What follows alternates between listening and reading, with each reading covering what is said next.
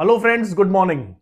तो आइए स्टार्ट करते हैं थर्ड सेशन अरिथमेटिक प्रोग्रेशन का। और अब तक हम पढ़ चुके हैं कि अरिथमेटिक प्रोग्रेशन क्या होता है, क्या है उसका फर्स्ट नंबर, क्या है कॉमन डिफरेंस, और एक्चुअली आपको अगर आइडेंटिफाई करना है कोई भी अरिथमेटिक प्रोग्रेशन तो आप कैसे आइडेंटिफाई करेंगे।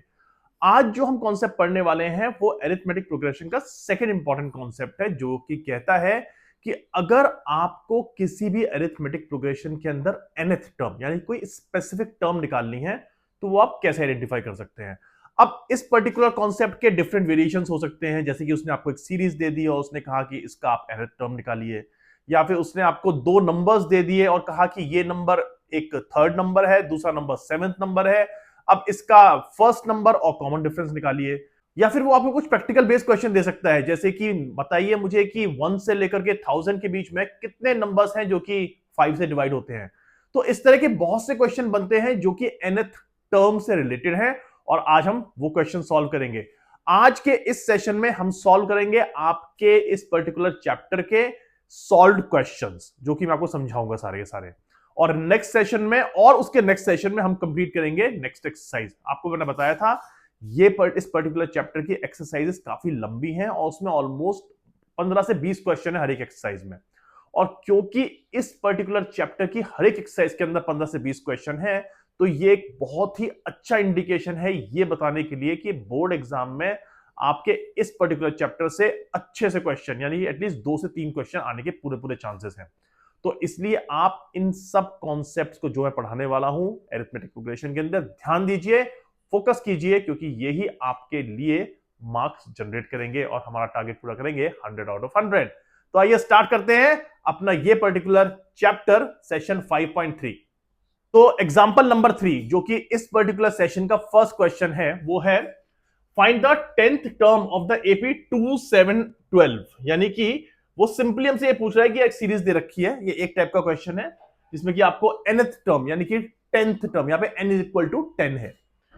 फाइंड द nth टर्म यानी कि 10th term of the AP 2712। तो यानी कि 2712 उसने दे रखा है हमको, और ये कह रहा है कि इसकी 10th टर्म निकाल दो जरा आप। तो आपको मैंने बताया था कि अगर आपको किसी भी पर्टिकुलर सीरीज के अंदर कोई भी टर्म निकालनी है तो हम कैसे उसको निकालते हैं, हम उसको निकालते हैं a plus n minus 1 into D. ये है a nth, जिसके अंदर a है फर्स्ट टर्म, n है जो टर्म आपको निकालनी है, और d है कॉमन डिफरेंस। और ये सब मैं एक्सप्लेन कर चुका हूं कि a क्या है, n क्या है और d क्या है। अब इस केस में इस केस में जो a है वो है फर्स्ट नंबर यानी कि 2, n है 10 क्योंकि आपको 10th टर्म निकालनी है, और d जो कि कॉमन डिफरेंस है वो आपको बताया था मैंने t n plus 1 minus t n, यानी कि n प्लस 1 अगर मैं 7 ले लूं तो यह है 7 माइनस उससे पहले वाला नंबर माइनस 2, यानी कि इसका nth टर्म हो गया 5। सॉरी माफ कीजिएगा, इसका कॉमन डिफरेंस हो गया 5। तो अगर अब मुझे a मिल गया है, मुझे n मिल गया है और मुझे d मिल गया है, तो मैं सबके सब इस पर्टिकुलर फॉर्मूले में रख दूंगा तो ये आंसर आ जाएगा मेरे पास 2 plus 10 minus 1 into 5। That means 9 पंजे 45 और 2 47, 47 इज द आंसर। तो इसकी 10th टर्म होगी 47। तो इस तरह से हमने ये बहुत ही इजीली और आसानी से क्वेश्चन सॉल्व कर लिया है। आइए देखते हैं नेक्स्ट क्वेश्चन का। अब नेक्स्ट क्वेश्चन जो है उसमें उसने आपको एक एपी सीरीज दे दी है और एक नंबर दे दिया, उसका एक फ्यूचर नंबर, और वो पूछ रहा है वो नंबर उसका कौन सा टर्म है, यानी कि कौन n क्या है यहां पर। तो हम देखते हैं which term of the AP 21 18 15 is minus 81। तो पहला क्वेश्चन है इसमें कि माइनस 81 जो है इस पर्टिकुलर सीरीज का कौन सा टर्म है।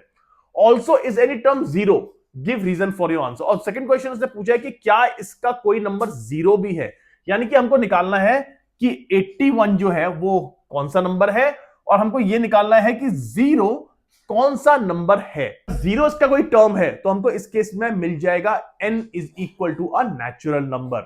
लेकिन अगर जीरो हमको एक नेचुरल नंबर नहीं मिलता है तो इसका मतलब जीरो इस पर्टिकुलर सीरीज के अंदर एग्जिस्ट ही नहीं करता। आइए देखते हैं कैसे सॉल्व करते हैं। पहले अपना हम फॉर्मूला लिख लेते हैं, an is equal to a plus n minus 1 into d. अब देखते हैं कि हमको क्या क्या पता है और क्या निकालना है। हमको an पता है -81, हमको a भी पता है क्योंकि सीरीज है 21, 18 और 15 एंड सो ऑन। तो हमको यहां पे a भी पता है, a है 21 फर्स्ट नंबर 21, प्लस हमको n नहीं पता है यहां पे, तो हमको n निकालना है, तो n माइनस 1, और d भी हमको पता है, d है 8, जैसे बताया था d is equal to t n plus 1 minus t n, यानी कि forward number minus before number, तो इसका मतलब 18 माइनस 21। ध्यान रखिए 21 माइनस 18 नहीं है, 18 माइनस 21 है, क्योंकि 18 जो है बाद में है और 21 पहले है। ये आपकी एक रिग्रेसिव सीरीज है, मतलब ये सीरीज जो है कम होती जा रही है, तो हो जाएगा 18 माइनस 21 इक्वल टू -3। तो यहां पे जो कॉमन डिफरेंस है वो है -3, तो मैं लिख देता हूं यहां पे -3। होप आपको ये चीज क्लियर हो गई होगी, समझ में आ गई होगी कि हमने ये कैसे निकाला है। अब सिंपल इक्वेशन है को सॉल्व करना है, -81 is equal to 21 minus 3n plus 3 which is equal to 24 minus 3n। अब मैं 3n को लेफ्ट हैंड साइड में ले आऊंगा तो जाएगा 3n, और मैं 81 को राइट हैंड साइड में ले आऊंगा तो ये हो जाएगा 81 प्लस 24। ओके, और ये हो गया equal to 105, that means n is equal to 105 by 3, that means 35। तो n आ गया है मेरे पास 35, यानी कि -81 इसकी 35th टर्म है। अब नेक्स्ट क्वेश्चन पूछ रहा है क्या जीरो भी इसकी कोई टर्म है? आइए देखते हैं, इसको मैं यहां पे हटा देता हूं, और अगर जीरो इसकी कोई टर्म है तो यानी कि हम ए एन लिख देते हैं 0, सेम जैसे पहले किया था वही करेंगे। ए है हमारे पास 21, अब यहां पे भी हमको एन ही निकालना है, तो n माइनस 1 इंटू, और हम कॉमन डिफरेंस निकाल चुके हैं -3। तो अब देखते हैं कि 0 अगर इसकी कोई टर्म है तो n की वैल्यू एक नेचुरल नंबर आएगी, यानी 1 2 3 4 5, करेक्ट। लेकिन अगर n की वैल्यू कुछ डेसिमल में आती है, फ्रैक्शन में आती है, या नेगेटिव आती है, या 0 आती है, तो इसका मतलब 0 इस पर्टिकुलर सीरीज की टर्म नहीं है। तो देखते हैं 0, 21 plus minus 3n plus 3 which is equal to 3n को मैं इधर ले आऊंगा तो 3n is equal to 21 plus 3 24, that means n is equal to 8। तो यानी कि 0 जो है इसकी 8th टर्म है। अच्छा, अब हमने 0 तो निकाल लिया जो क्वेश्चन दे रखा था, अब इसको ना थोड़ा ट्विस्ट कर देते हैं, जो क्वेश्चन में नहीं है मैं ट्विस्ट करता हूं, जिससे कि अगर मान लो एग्जाम के अंदर ये ट्विस्टेड क्वेश्चन आ गया तो कैसे करोगे। सपोज करो इसने पूछ लिया कि is 2 a term here, correct. तो हमने n तो 0 तो निकाल लिया, 0 तो 8 टर्म है, पर देखना है कि क्या 2 इसके अंदर टर्म है। और मैं आपको ये एग्जांपल इसलिए दे रहा हूं जिससे कि आपको समझ में आए कि अगर कोई पर्टिकुलर टर्म इस सीरीज की नहीं है तो आपका n किस तरीके का आएगा, और आप उसको देख के सरप्राइज ना हो। तो मान लो हम कहते हैं कि ए एन जो है वो है 2, हमको 2 देखना है कि इस पर्टिकुलर सीरीज में एग्जिस्ट करता है या नहीं, और करता है तो कौन सी टर्म है वो। तो अब ए है हमारे पास पता है हमको 21, हमको n निकालना है n माइनस 1 इंटू -3 हमारा d है, कॉमन डिफरेंस है। ओके, तो हम लिखते हैं ये हो जाएगा 2 is equal to 21 minus 3n plus 3। तो इसको हम लिख सकते हैं सिंपली, अगर मैं 3n को इस तरफ ले जाऊं तो 3n, और ये हो जाएगा 21 plus 3 minus 2 which is equal to 22, correct. और n हो जाएगा 22 बाय 3। अब आप देखो n 22 बाय 3 है, क्या कोई भी टर्म एपी सीरीज के अंदर 22nd बाय 3rd टर्म हो सकती है? ऑब्वियसली नहीं। 1 2 3 4 50 100 ऐसी टर्म होगी ना, 22 बाय 3rd टर्म तो हो नहीं सकती। तो इसलिए ये चीज गलत है, और इसलिए 2 जो है 2 is not part of this series. तो ये मैंने आपको एडिशनल कराया, ये क्वेश्चन नहीं है, लेकिन आपके एग्जाम में ऐसा आ सकता है कि कोई आपको नंबर दे दे जो सीरीज का पार्ट ना हो, तो आप कैसे विजुअलाइज करेंगे कि वो नंबर उस सीरीज का पार्ट नहीं है। आपको कब n की वैल्यू डिफरेंट और कैसी डिफरेंट आएगी तब पता चलेगा कि ये जो वैल्यू है यानी कि ये जो नंबर है उसका पार्ट नहीं है। तो हमको पता चल गया 2 जो है इस एपी सीरीज का पार्ट नहीं है, क्योंकि n जो है एक फ्रैक्शन में नंबर आ गया है और n ऑब्वियसली एक नेचुरल नंबर हो सकता है, फ्रैक्शन नहीं। ओके, तो हमने इस तरह से नेक्स्ट क्वेश्चन सॉल्व कर लिया। आइए करते हैं अब अगला क्वेश्चन सॉल्व, वो देखते हैं कि अगला क्वेश्चन क्या है। क्या उसने हम नेक्स्ट क्वेश्चन भी एक और टाइप का दिया है, जिसमें लिखा है उसने determine the AP whose third term is 5 and 7 term is 9।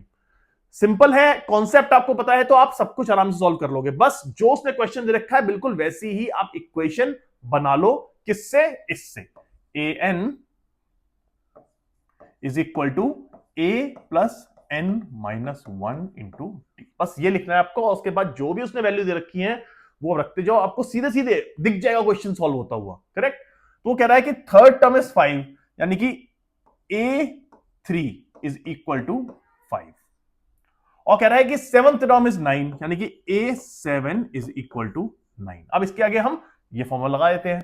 अब इसके अंदर हमको ना a पता है, हमको n पता है, n यहां पे है 3, तो यानी कि हो जाएगा 3 माइनस 1, और d भी नहीं पता हमको। सिमिलर वे में नेक्स्ट में हमको a नहीं पता, हमको n पता है, यहां पे है 7, तो 7 माइनस 1, और d भी नहीं पता। अब देखो ये क्या हो गया, अब ये हो गया लीनियर इक्वेशन विद 2 वेरिएबल्स। कैसे इसको सिंप्लीफाई करूं तो ये हो जाएगा 5 is equal to a plus 2d plus 2d।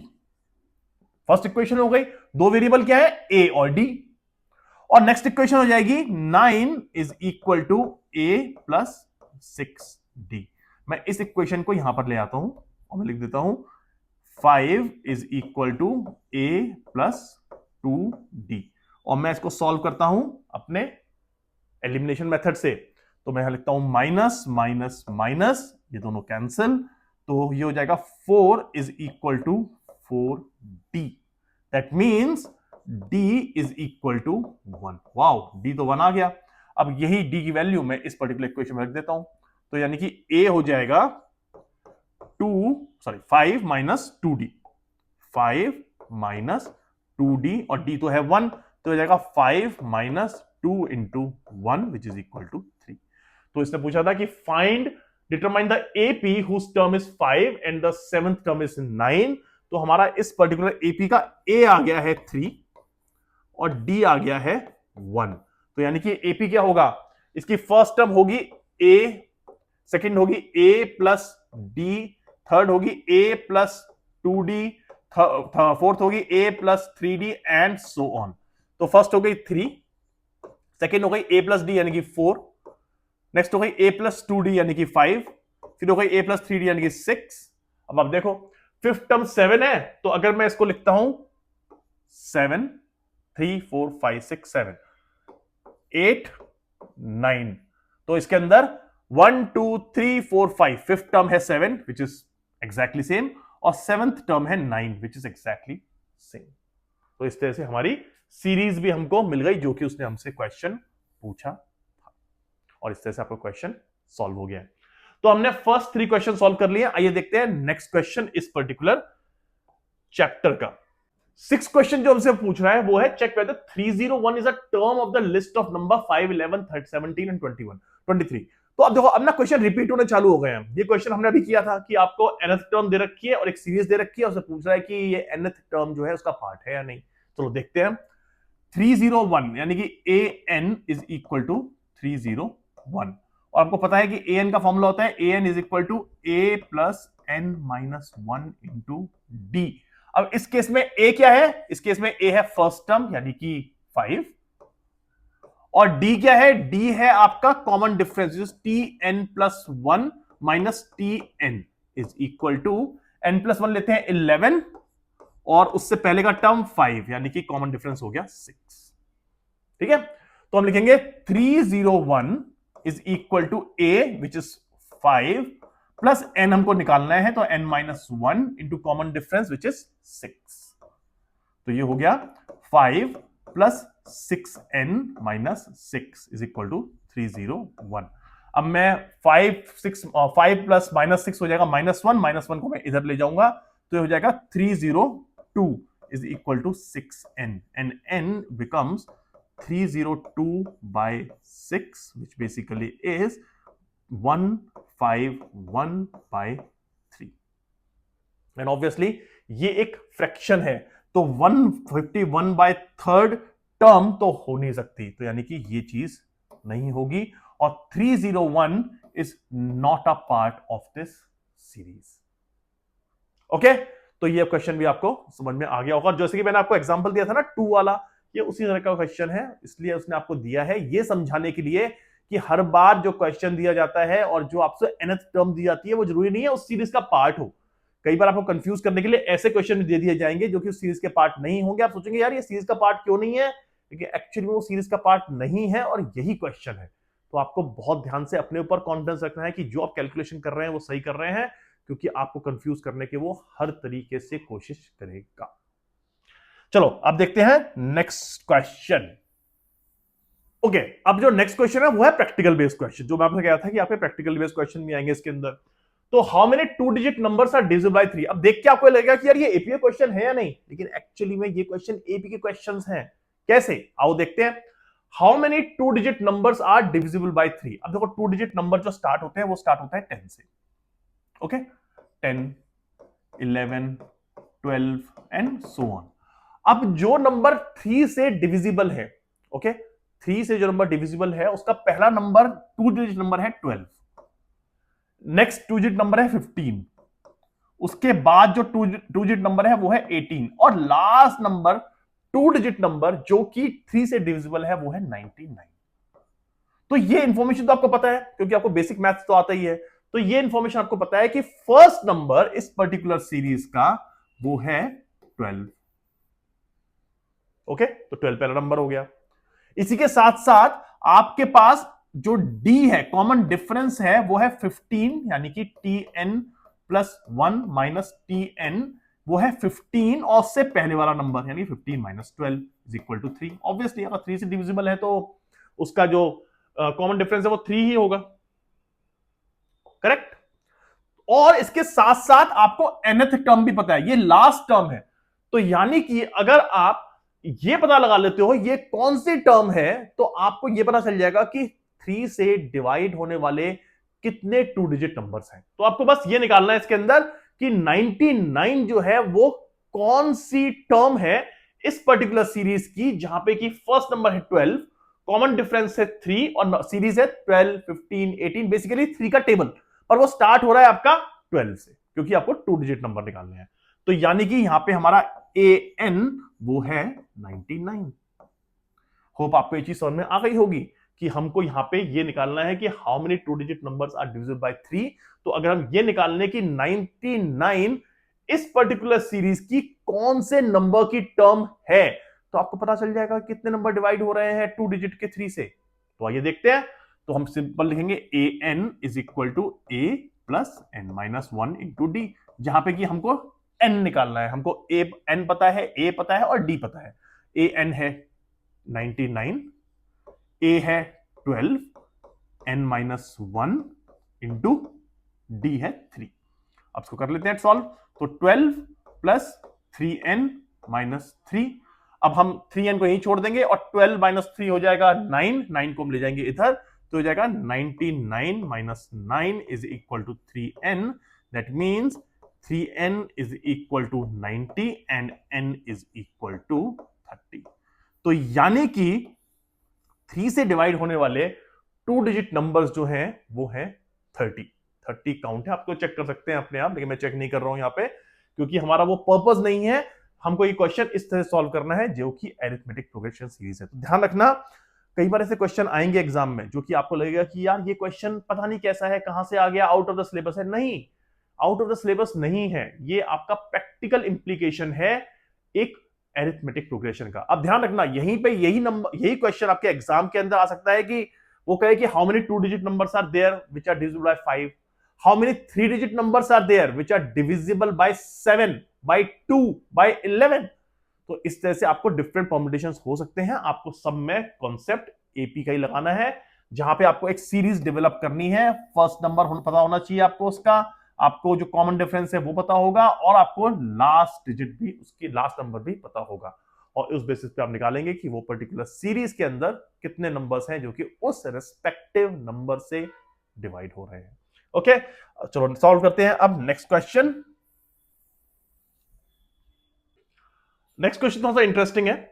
Find the 11th term from the last term towards the first term of the AP 10, 7, 4 up to -62। यानी कि वो ये कह रहा है कि उसने हमको एक एपी सीरीज दे रखी है जो कि इस तरह से फ्लो कर रही है, और ये सीरीज है 10, 7, 4 एंड अप टू -62। अब वो कह रहा है find the 11th term from the last term, यानी कि हमको इस तरफ से अब 11th टर्म पता करनी है। ठीक है, अब हमको इस तरफ से 11th टर्म पता करनी है तो क्या करना होगा हमको उस केस में इस नंबर को लेना होगा फर्स्ट नंबर, यानी कि -62 हमारा हो गया ए, करेक्ट। और अब हमको इसका कॉमन डिफरेंस निकालना है। कॉमन डिफरेंस क्या है हमारा? कॉमन डिफरेंस है 10, 7। जब हम इस तरफ से इस तरफ जा रहे हैं तो है common difference tn+1 -tn d। ध्यान रखना, जो हम लेफ्ट साइड से राइट हैंड साइड में जा रहे हैं तो वो है 7 -10 यानी कि -3। इस तरफ से इस तरफ जाते हुए हमारा कॉमन डिफरेंस जो है वो -3 है, यानी कि नंबर जो है कम होते जा रहे हैं।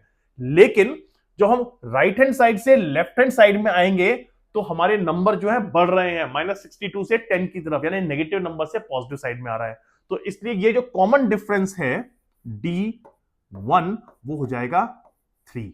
आपको होप समझ में आया होगा ये 3 क्यों हो जाएगा। दोबारा समझाता हूं, 10 से जब हम 10, 7, 4 -62 जा रहे हैं तो हमारा कॉमन डिफरेंस है 7 -10 यानी कि -3। हमको दिख रहा है कि नंबर्स जो है कम होते जा रहे हैं, लेकिन क्योंकि वो हमसे पूछ रहा है कि find the 11th term from the last term, यानी कि राइट हैंड साइड से, तो जब हम राइट हैंड साइड से लेफ्ट हैंड साइड की तरफ जाएंगे तो हमारा कॉमन डिफरेंस जो है पॉजिटिव हो जाएगा। क्यों? क्योंकि हमारे नंबर अब बढ़ रहे हैं, ये -62 से +10 की तरफ आ रहा है, तो इसलिए आपका कॉमन डिफरेंस जो है वो हो जाएगा 3। आपको ये एक्सप्लेन मैंने कर दिया है, होप आपको समझ में आ गया होगा। अब अगर हमारा फर्स्ट टर्म जो है 62, कॉमन डिफरेंस है 3 और हमको निकालनी है 11th टर्म, तो हम इजीली निकाल सकते हैं, करेक्ट। तो हमको निकालना है A11 is equal to A plus n-1 into D which is equal to first term है -62, हमको निकालनी है 11th टर्म, तो 11 -1 इंटू 3, तो ये हो जाएगा -62 plus 10 into 3 which is equal to -62 plus 30, that means -32। तो यानी कि A11 जो है वो है -32। देखो, इस पर्टिकुलर क्वेश्चन को सॉल्व करने के और भी तरीके हैं, लेकिन मैंने आपको सिंपलेस्ट तरीका बताया है जो कि सबसे इजी और इंट्यूटिव है। उसके बाद ना आप कंफ्यूज, अगर दूसरा तरीका बताऊंगा आप कंफ्यूज हो सकते हो, गलती होने के चांसेस बहुत हाई हैं उसके अंदर, क्योंकि आपको उसमें ना थोड़ा सा ट्रिक लगानी पड़ेगी, और वो मैं ट्रिक जबरदस्ती में चाहता नहीं आपको लगवाना। मैं चाहता हूं कि सिंपल स्ट्रेट फॉरवर्ड है। आपको 11th टर्म निकालनी है राइट हैंड साइड से, तो ये सीधा आपका फर्स्ट नंबर हो गया, कॉमन डिफरेंस आपने निकाल लिया किस अपने तरीके से, और उसके बाद आपने सीधे अपने इक्वेशन के अंदर वैल्यू इनपुट की और आपको आंसर मिल गया।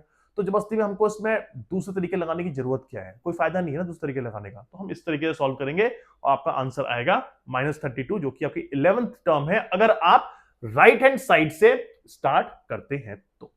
ओके, होप ये क्वेश्चन भी आपको समझ में आ गया होगा। आइए बढ़ते हैं हम नेक्स्ट क्वेश्चन की तरफ।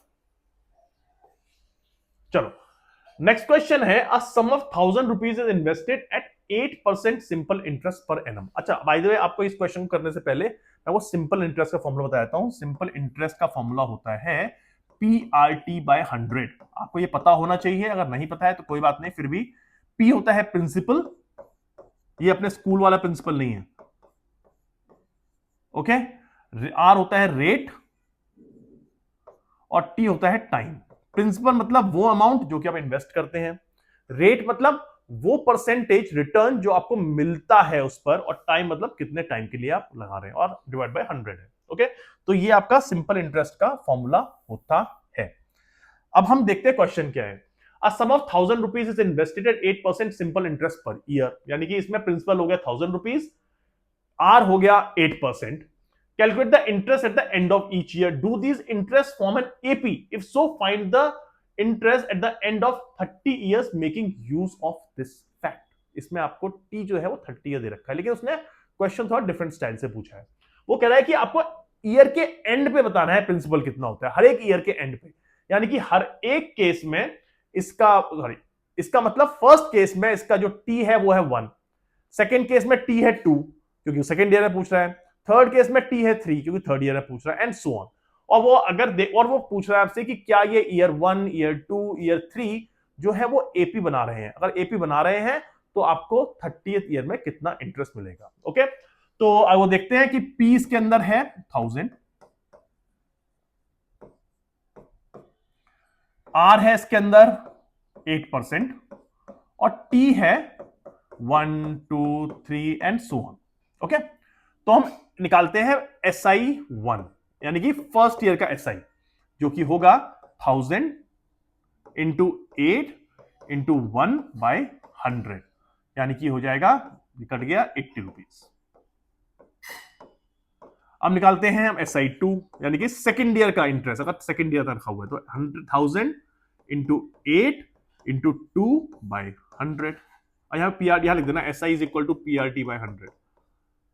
ये फॉर्मूला जो लिखना जरूरी है जिससे उसको समझ में आ जाए कि आपको फॉर्मूला आता है. तो ये हो जाएगा 100 से 100 कैंसिल 160.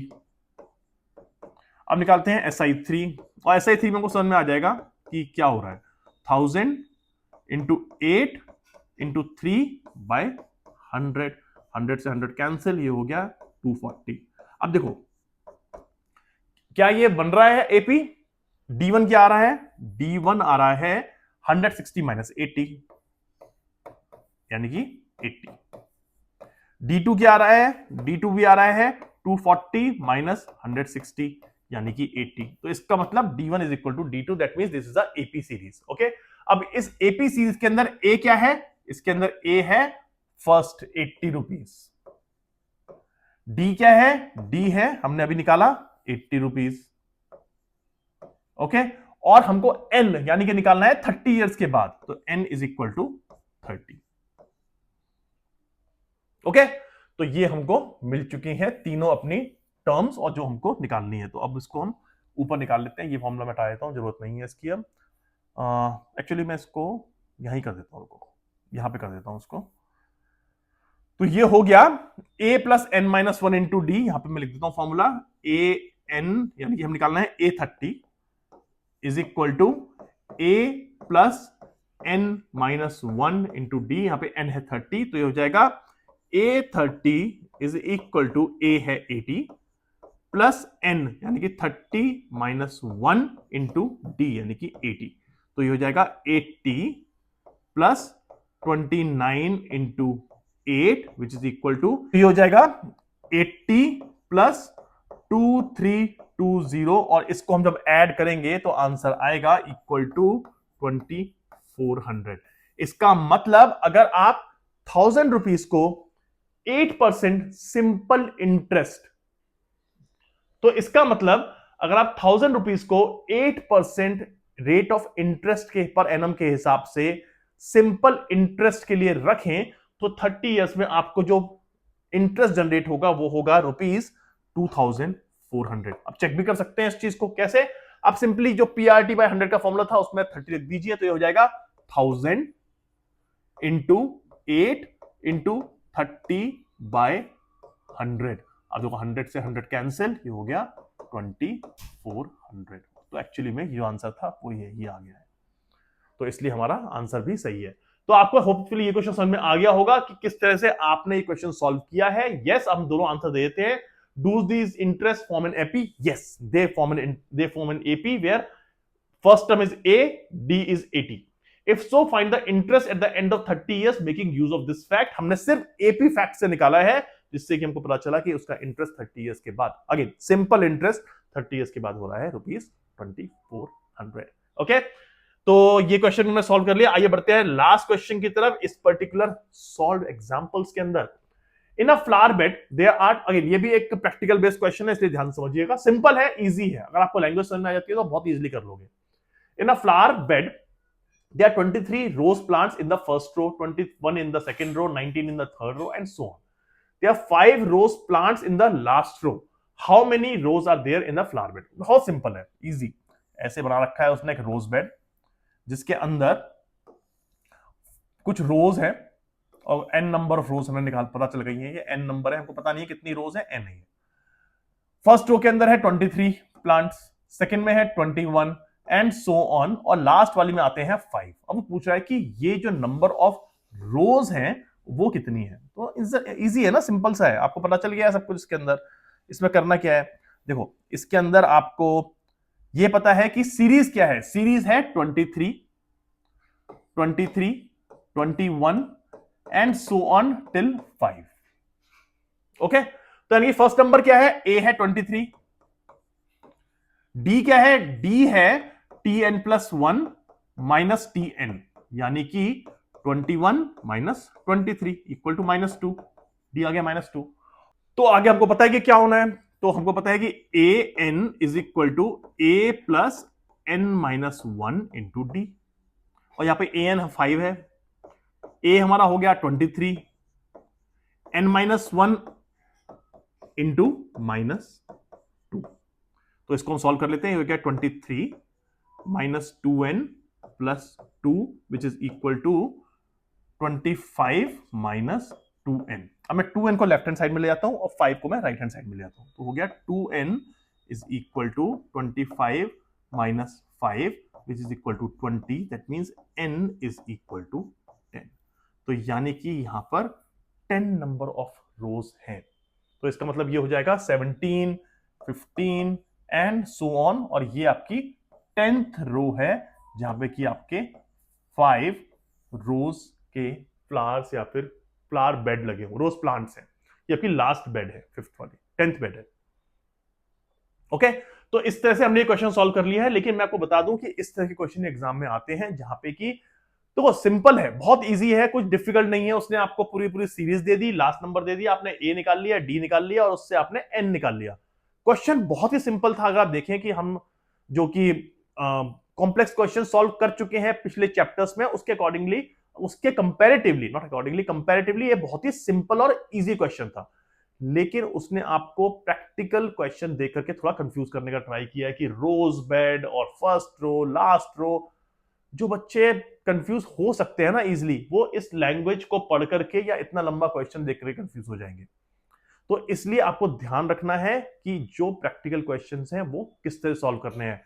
क्वेश्चन जो प्रैक्टिकल होते हैं उनका सबसे स्वीट पॉइंट ये होता है कि वो बहुत ही इजी होते हैं सॉल्व करने में. आपको सिर्फ पेशेंस चाहिए उस क्वेश्चन को पढ़ने में, उस क्वेश्चन को पढ़ के डिसाइफर करके समझने में कि वो पूछ क्या रहा है. अगर आपको ये समझ में आ गया ना कि वो पूछ क्या रहा है, तो उसको क्वेश्चन को सॉल्व करना तो बाकी किसी भी क्वेश्चन से आसान होगा. तो इसलिए फोकस करना है, ध्यान से पढ़ना है और अटेंटिव रहना है. तो ये पर्टिकुलर सॉल्व क्वेश्चन का सेशन हम यहीं पे एंड करते हैं. नेक्स्ट सेशन में जब हम मिलेंगे तो हम सॉल्व करेंगे आपकी अनसॉल्व एक्सरसाइज. और ध्यान रखना, अनसॉल्व एक्सरसाइज में कुछ 20 के आसपास क्वेश्चन हैं. एक्चुअली मैं देख ही लेता हूं, 20 क्वेश्चन शायद मैं लिख रखे हैं इसमें. यस, 20 क्वेश्चंस हैं. ये आपका फर्स्ट वाला पार्ट है, ये आपका सेकंड पार्ट, और 20 क्वेश्चंस हैं. तो हम सबके सब एक दिन में सॉल्व नहीं कर पाएंगे. तो नेक्स्ट सेशन के अंदर हम फर्स्ट 10 क्वेश्चन या 8 क्वेश्चन सॉल्व करेंगे और उसके बाद हम सॉल्व करेंगे नेक्स्ट पार्ट.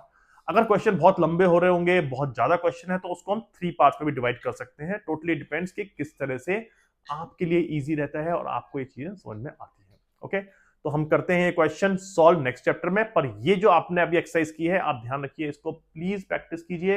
ये जो क्वेश्चंस सॉल्व क्वेश्चंस हैं उनको आप खुद सॉल्व करने का ट्राई कीजिए, और ट्राई कीजिए अनसॉल्व क्वेश्चन भी.